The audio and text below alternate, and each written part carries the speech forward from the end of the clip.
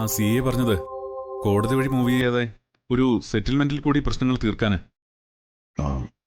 എന്ന് വെച്ചാൽ ആ ഗുണ്ടയുമായിട്ട് ഒരു കോംപ്രമൈസ് സംസാരിച്ച് പ്രശ്നം തീർക്കണമെന്നാ സി എ പറയുന്നത്. ഞങ്ങൾ അതിന് ശ്രമിച്ചു. അയാളുടെ അഡ്വക്കേറ്റിനെ കണ്ട് സംസാരിച്ചു. പക്ഷേ ഒരു കോംപ്രമൈസിനും അയാൾ തയ്യാറാവില്ലെന്നാ വക്കീല് പറയുന്നത്. ഇനിയിപ്പോ എന്ത് ചെയ്യും? കോടതി വഴി തന്നെ മൂവ് ചെയ്യാം, അതേ നടക്കൂ.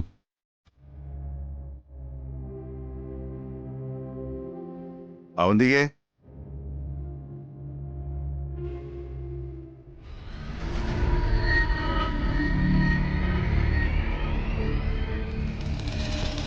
എന്താച്ചാ?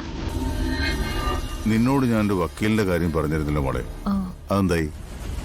വക്കീലിനോട് ഞാൻ സംസാരിച്ചിരുന്നു. അദ്ദേഹം നാളെ തന്നെ വേണ്ട കാര്യങ്ങൾ ചെയ്തോളൂ. 2-3 ദിവസത്തിനകം തന്നെ അനൂപിനെ ജാമ്യത്തിൽ ഇറക്കുകയും ചെയ്യും.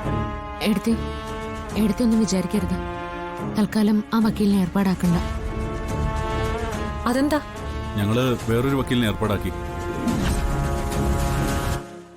സച്ചേന്റെ ഒരു സുഹൃത്തിന്റെ ജ്യേഷ്ഠനാ, നല്ല ക്രിമിനൽ ലോയറാ, അഡ്വക്കേറ്റ് കൃഷ്ണഭദ്രൻ. തുലച്ചു. എന്റെ പ്ലാൻ മുഴുവൻ ഇവിടെ പൊളിച്ചല്ലോ.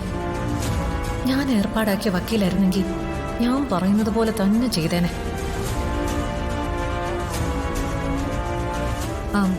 നിങ്ങൾക്ക് പരിചയമുള്ള വക്കീലിനെ തന്നെ വെക്കുന്നോണ്ട് കുഴപ്പമൊന്നുമില്ല. പക്ഷേ അനൂപിനെ ഈ കേസിൽ നിന്ന് ജാമ്യത്തിൽ ഇറക്കാൻ കഴിവുള്ള വക്കീലായിരിക്കണം.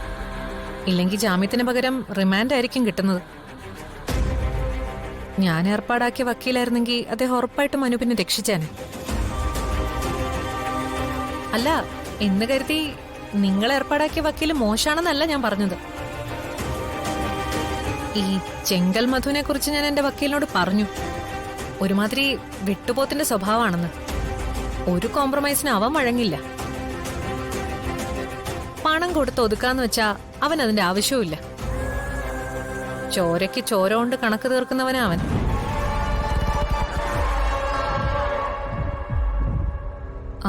സൂക്ഷിച്ച് കൈകാര്യം ചെയ്തില്ലെങ്കിൽ ചിലപ്പോ അനൂപിന്റെ ജീവൻ തന്നെ നഷ്ടപ്പെട്ടു എന്ന് വരാം.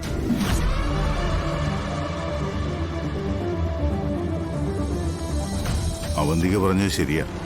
എനിക്ക് തോന്നുന്നു നല്ല വക്കീലല്ലെങ്കിൽ അത് ചിലപ്പോ പ്രശ്നമാവും. അച്ഛൻ പറഞ്ഞത് ധിക്കരിച്ചതല്ല. സ്റ്റേഷനിലേക്ക് ചെന്നപ്പോഴാ എന്റെ സുഹൃത്ത് വിവരം അറിഞ്ഞ് വിളിച്ചത്. കാര്യങ്ങൾ പറഞ്ഞപ്പോ അവന്റെ ബ്രദറിന്റെ കാര്യം പറഞ്ഞു. ഹൈക്കോടതിയിലൊക്കെ പ്രാക്ടീസ് ചെയ്യുന്ന നല്ല ക്രിമിനൽ ലോയറാ. എന്തിനാ തെളിവ്? അല്ലാതെ തന്നെ അറിഞ്ഞൂടെ?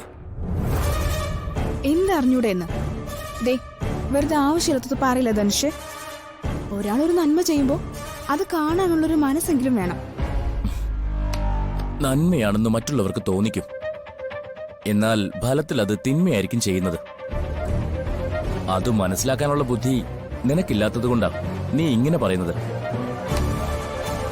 ധനുഷ് എന്തിനാ ഇങ്ങനെ മുൻവിധിയോടുകൂടി അവരെ കുറ്റപ്പെടുത്തുന്നേ? അനുഭവം ഗുരു എന്നാണല്ലോ പറയുന്നത്. അതിന് ധനുഷിന് അവരെ കൊണ്ട് എന്തെങ്കിലും മോശാനുഭവം ഉണ്ടായിട്ടുണ്ടോ? അവരെക്കുറിച്ച് ധനുഷിന് അത്രയ്ക്ക് ആഴത്തിൽ എന്തറിയാം? അതെ, നമ്മൾ ഈ സംസാരം തുടരാതിരിക്കുന്നതാണ് നല്ലത്. വെറുതെ അവരുടെ കാര്യത്തിൽ നമ്മളെന്തിനാ വഴക്കിടുന്നത്? കാര്യം പറയുമ്പോ ധനുഷ് എന്തിനാ ഇത് വഴക്കാണെന്ന് പറയുന്നേ? സത്യം അംഗീകരിക്കാൻ എന്താ ഇത്ര മടി? എനിക്ക് ഒരു മടിയുമില്ല. പക്ഷെ ചില കാര്യത്തിൽ എന്റെ ധാരണകൾ തെറ്റാറില്ല. ഇതിലും അതിനൊരു മാറ്റവും വരില്ല, അതെനിക്ക് ഉറപ്പാ. എന്തുറപ്പ്? സ്നേഹ, ഞാൻ നിർത്തി, ഇനി സംസാരിക്കുന്നില്ല. എനിക്കിനി ഇതിനെക്കുറിച്ച് സംസാരിക്കാൻ താല്പര്യമില്ല.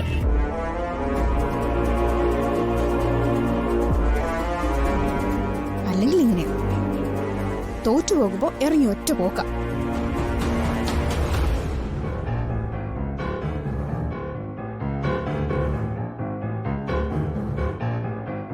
ധനുഷ് അവന്റെ കേട്ടത്തി എന്തിനാ ഇത്ര എതിർക്കുന്നത്?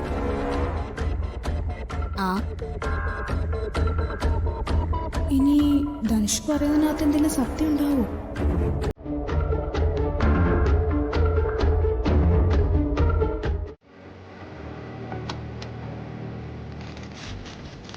കൈ ഇങ്ങോട്ട് നീട്ടേ.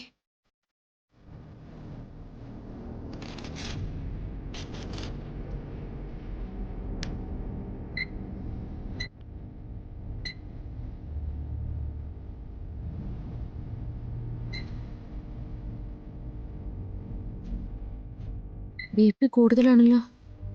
എന്ത് പറ്റിയച്ചാ? BPയുടെ മെഡിസിൻ ഒന്നും കഴിക്കുന്നില്ലേ? ആർക്കറിയാം, അതിങ്ങനെ കൂടിയും കുറഞ്ഞിരിക്കും. എന്തെങ്കിലും കാര്യമില്ലാതെ BP ഇങ്ങനെ കൂടുന്നു. നന്ദേട്ടനെ കുറിച്ച് ഓർത്തിട്ടുള്ള ടെൻഷനാണോ? അതോർത്ത് അച്ഛൻ വിഷമിക്കണ്ട. നന്ദേട്ടൻ പഴയ ജീവിതത്തിലേക്ക് തിരിച്ചു വരും. ഞാനിപ്പോൾ അനുഭവിക്കുന്ന ടെൻഷന്റെ എല്ലാം കാരണം അർച്ചന തന്നെയാണെന്ന് ഞാൻ എങ്ങനെ ഇവളോട് പറയും? സത്യം എന്താണെന്ന് അർച്ചന അറിഞ്ഞാൽ പിന്നെ ഇവളുടെ കണ്ണീരും സങ്കടവും ഞാൻ കാണേണ്ടി വരും. അച്ഛൻ എന്തേ ആലോചിക്കുന്നത്? അച്ഛൻ എന്നോട് എന്തെങ്കിലും പറയാനുണ്ടോ? എന്തു പറയാനാ മോളെ? ഒന്നുമില്ല.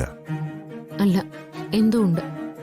പക്ഷേ അച്ഛൻ അത് പറയാതെ മനസ്സിൽ തന്നെ വച്ചേക്കുക. അത് എല്ലാം കൂടി ആലോചിച്ചുള്ള ടെൻഷനാണോ? അച്ഛാ, മനസ്സിലുള്ള ടെൻഷൻ ആരോടെങ്കിലും പറഞ്ഞാൽ ഉള്ളിലെ വിഷമം മാറും. നന്ദയുടെ കാര്യത്തിൽ ഇവിടെ എല്ലാവർക്കും വിഷമമുണ്ട്. പക്ഷേ ഇതല്ല. ഇപ്പൊ BP കൂടിയതിന് കാരണം മറ്റെന്തോ ആണ്. സത്യം പറയച്ചാ. പ്രത്യേകിച്ച് ഒന്നുമില്ല മോളെ.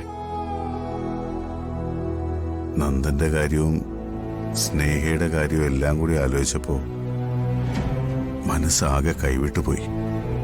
ഈ വീടിനെ മൊത്തത്തിൽ എന്തോ ദുരന്തം ബാധിച്ചിട്ടുണ്ട്. അച്ഛൻ എന്തേ പറഞ്ഞു വരുന്നു? നമ്മളെല്ലാം ഈശ്വരനിൽ വിശ്വസിക്കുന്നവരാ. എല്ലാവർക്കും എപ്പോഴും നല്ലത് വരുത്തണമെന്നാ നമ്മൾ എപ്പോഴും പ്രാർത്ഥിക്കുന്നത്. എന്തുകൊണ്ടാ നമ്മുടെ കുടുംബത്തിൽ മാത്രം ഇത്ര പ്രശ്നങ്ങളുണ്ടാവുന്നത്? അച്ഛാ, സ്നേഹയെ പോലെ എത്രയോ പെൺകുട്ടികൾക്ക് ഇത് സംഭവിക്കുന്നുണ്ട്. അതെല്ലാം ദോഷം കൊണ്ടാണോ? ഒരിക്കലും അല്ല. ആരോഗ്യ പ്രശ്നങ്ങൾ കൊണ്ടും ശരീരത്തിൽ പെട്ടെന്നുണ്ടാവുന്ന എന്തെങ്കിലും മാറ്റം കൊണ്ടൊക്കെ ഇത് സംഭവിക്കാം.